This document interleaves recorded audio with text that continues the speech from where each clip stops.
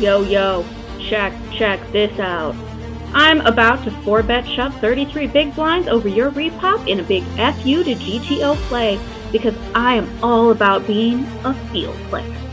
Also, if you aren't on TV, you didn't make the final take. Those two sentences weren't totally Greek to you? You're going to want to tune in to this episode of Play USA to Z.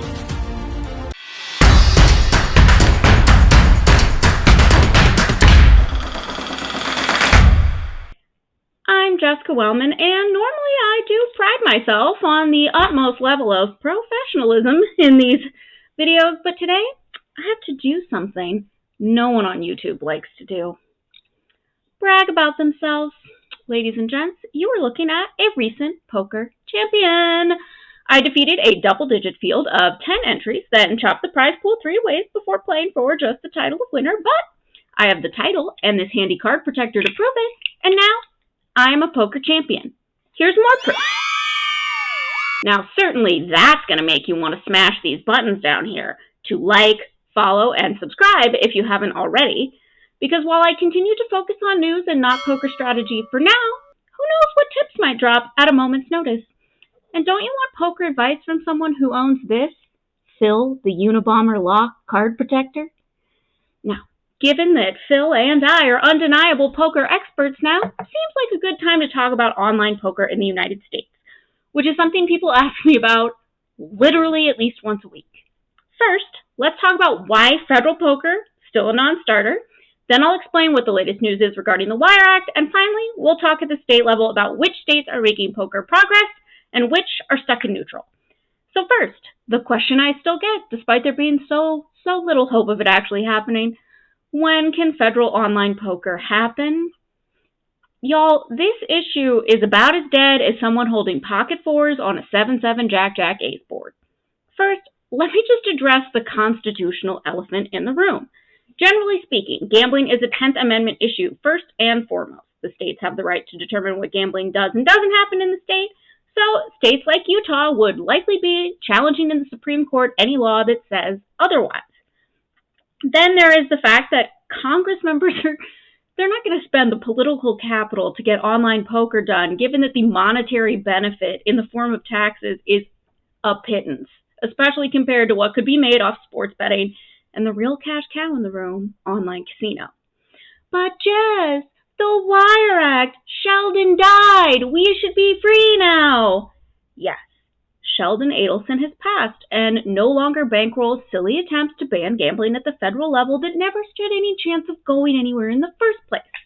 As for the Wire Act case, it's likely dormant, mostly because yet another ruling came in against the DOJ and the presidential administrations have changed. In January, the First Circuit Court affirmed the lower court's ruling that the Trump DOJ interpretation that the Wire Act applies to all forms of online gambling, not just sports betting. While the Biden DOJ can appeal the case to the Supreme Court, it seems unlikely it will, both because Biden did state on the campaign trail he didn't believe the broad interpretation of the law was correct, and then between that and every ruling so far siding very firmly with the New Hampshire lottery, it really does seem like the case is unofficially dormant. All right, I know that I've been a downer for a hot minute, but there is good news, online poker people. Let's talk about what's happening at the state level and why there's some cause for optimism.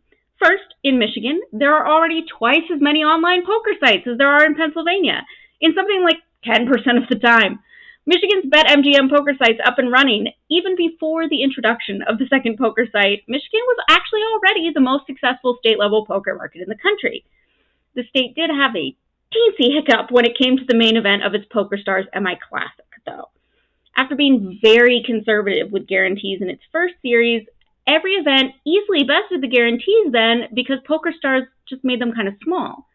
But they went big for the second series. They promised a $500,000 guaranteed main event. Problem is they scheduled it for Easter.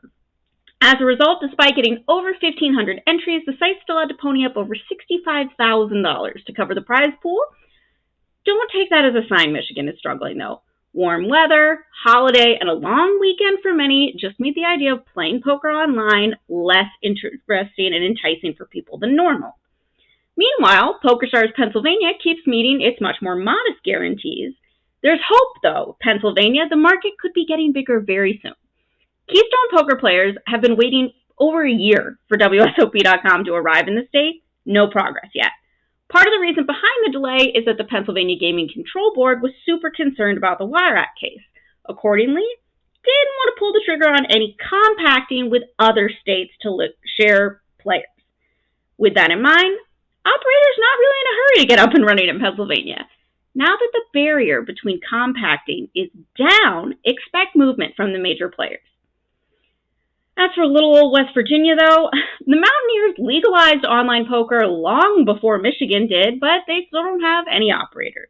Why? Compacting. Currently, there's no legal mechanism in place for sites operating in West Virginia to share player liquidity in other states. Given that there are a hair over 1 million people in West Virginia, nobody's going to sign up for that deal. No operator, at least. One deal the poker sites might sign up for is in Connecticut, which seems on the verge of a bill and agreement with the tribes that would bring sports betting, online casino, and yes, poker to the state. Governor Ned Lamont has the agreement in place with the Mashantucket Pequot, who own Foxwoods, and the Mohegan tribes. Now, the legislature needs to get a bill through, which does seem doable at this session. No official word on poker details, but given that Mohegan is branching out into other states, likely with the Virgin Casino here in Las Vegas, that's Mohegan actually now. And here in Nevada, that's where online poker is legal. Hopefully, this little deep dive into poker has raised your awareness. I bet it did. Okay, yeah, that was bad. So I'm going to give myself a penalty now. Go sit at. And in the meantime, I'll see you next time on Play USA to Z.